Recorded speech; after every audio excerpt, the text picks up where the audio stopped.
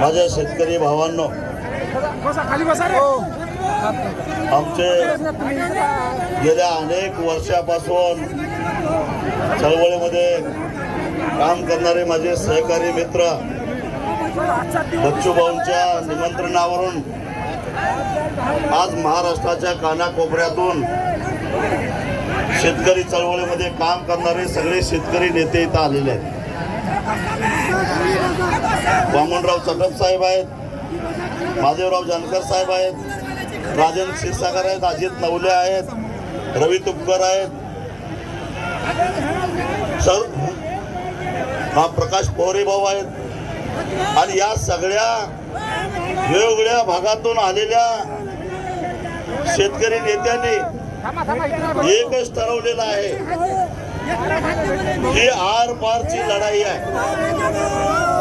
आणि या लढाईमध्ये शीर तुकडो अथवा पारंपरिक, पण जोपर्यंत 7-12 कोरा होत नाही तोपर्यंत मागा हटायचा नाही, हा निर्धार आपला सगळ्यांचा.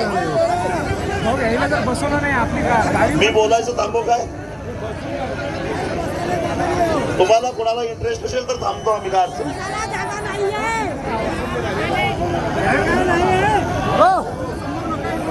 जरा बसून घ्या, ठीक आहे. 1-2 तासाची लढाई नाही आहे, लक्षात ठेवा. 1-2 तासामध्ये संपणारी लढाई नाही आहे. तशी असती तर सगळ्यांनी लढाई केल्या असत्या.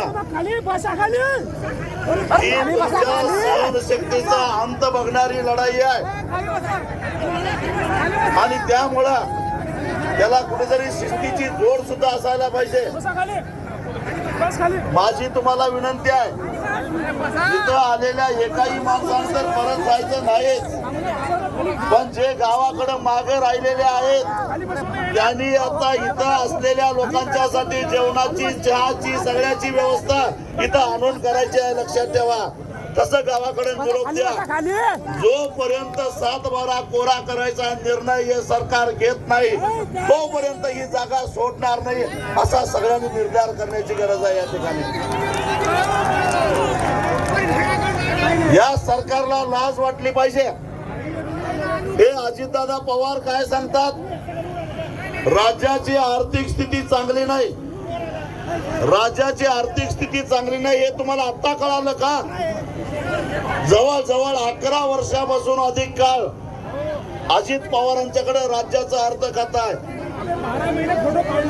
हे बंद करा की भाऊ,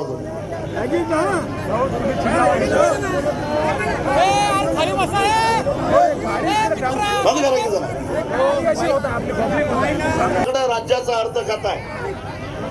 ज्यावेळी देवेंद्र फडणवीसांनी 7-12 कोरा कोरा कोरा असं सांगितलं त्यावेळी अजित पवार काय झोपा काढत होते काय? त्याही वेळेत ते राज्याचे अर्थमंत्री होते. का नाही त्यावेळी देवेंद्र फडणवीसांची पॅन्ट ओढली? हे असली घोषणा करू नका, हे आपल्याला पेरणार नाही म्हणून. म्हणजे यांना आपल्याला फसवायचं होतं, हे लक्षात ठेवा. यांनी फसवून आपली मतं घेतलेली आहेत. आणि आता 7-12 कोरा करायला यांच्याकडे पैसा नाही असं सांगतात. आता यांच्याकडे 7-12 कोरा करायला पैसे नाहीत असं जर सांगत असतील, किती आहे हो?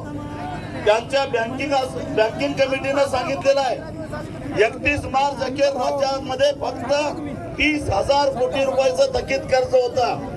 30,000 कोटी हा काय फार मोठा आकडा नाही आहे. आणि 30,000 कोटी पैकी मी तुम्हाला सांगतो, अजितदादा तुमच्याकडे पैसे नसतील तर मी हिशेब सांगतो तुम्हाला. तुमच्याकडे आता साऱ्या 12 जिल्ह्यातल्या शेतकऱ्यांना नको असलेला शक्तीपीठ महामार्ग करण्यासाठी राज्यातलं सगळ्यात महाग कर्ज 5.8% तुम्ही 20,000 कोटी रुपये काढले आहेत. ते पहिला इकडे टाका 7-12 कोरा करायला. पैसे कसं नाहीत? पैसे नाहीत कोण म्हणता? आणि तुम्ही आता 8वा वेतन आयोग द्यायला निघाला आहे, त्याला थांबवा 1-2 वर्षासाठी आणि ते 10,000 कोटी याच्यामध्ये टाका. महाराष्ट्रातल्या शेतकऱ्याचा 7-12 कोरा झाल्याशिवाय राहत नाही.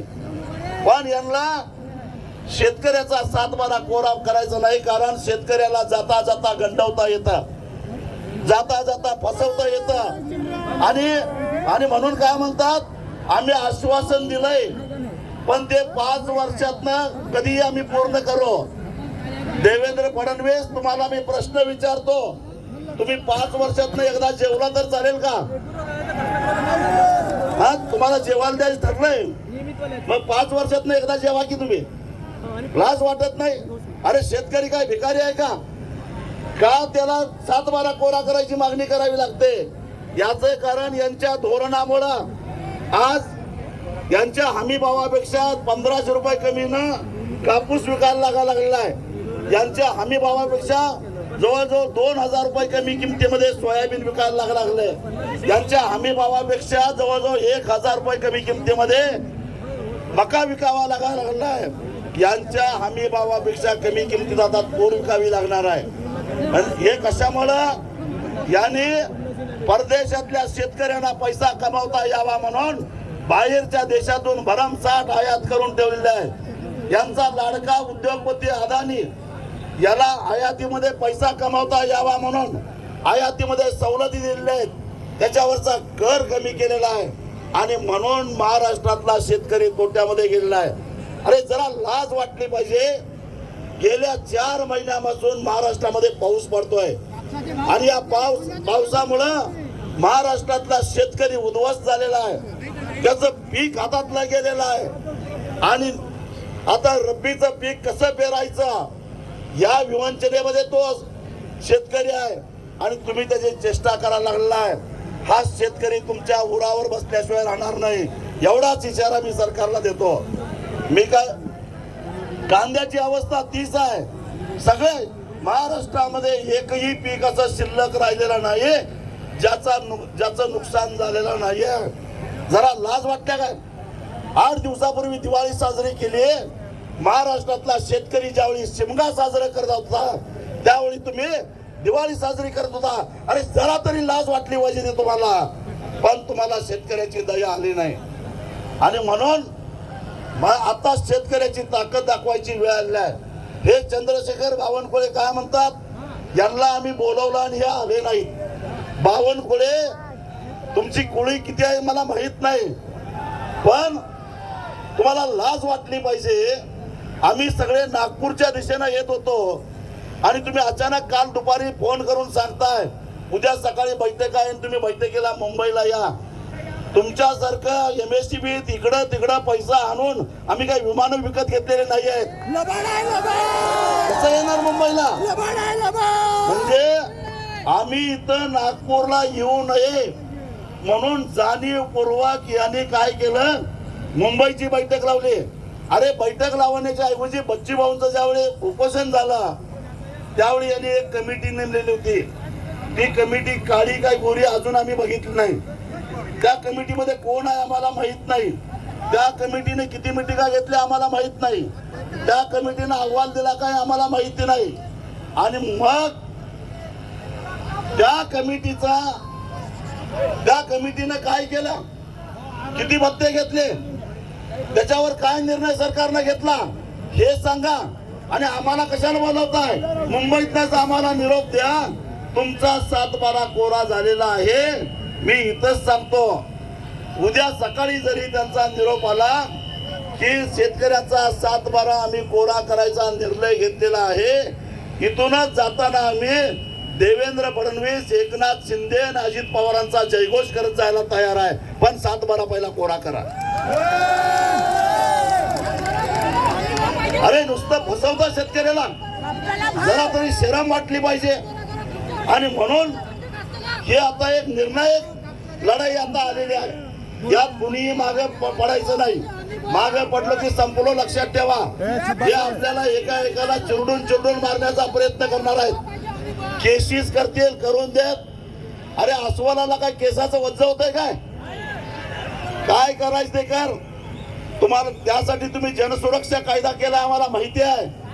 अरे पण तुमच्या या कायद्याला, तुमच्या या केसीसला, तुमच्या या पोलिसाला आम्ही घाबरत नाही. काल माझ्या एका नांदेडच्या शेतकऱ्यानं तहसीलदारची गाडी फोडली. आज परभणीच्या एका शेतकऱ्यानं कलेक्टरची गाडी फोडली. आता नंबर मंत्र्याचा आहे. आणि त्यानंतर 2 उपमुख्यमंत्री आणि एका मुख्यमंत्र्याचा आहे, हे विसरू नका. श्रीलंका झालं, बांगलादेश झालं, नेपाळ झालं. आता भारतामध्ये ही परिस्थिती निर्माण करायची नसेल तर मुकाट्यानं आमचा 7-12 कोरा करा, एवढंच आमचं सांगणं आहे.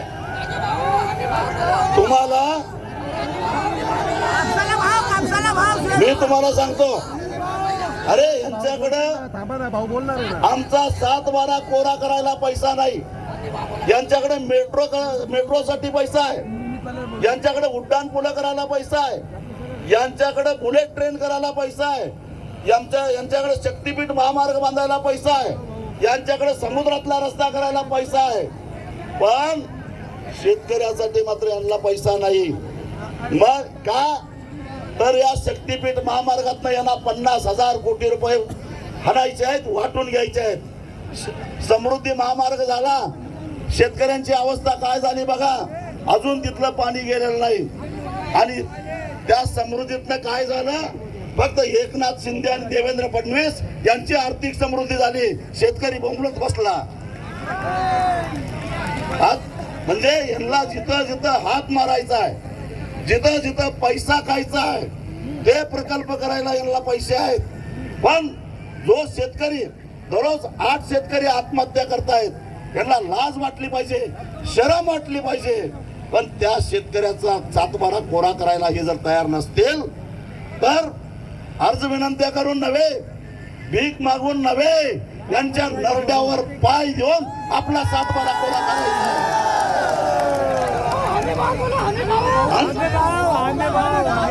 आणि जोपर्यंत हा 7-12 कोरा होणार नाही तोपर्यंत मागे हटायचं नाही, भले प्राण गेला तरी 72. एवढंच सांगतो आणि इथंच थांबतो. धन्यवाद. धन्यवाद शेट्टी साहेब. यानंतर त्यांच्या भाषणाची तुम्ही आतुरतेने वाट पाहता.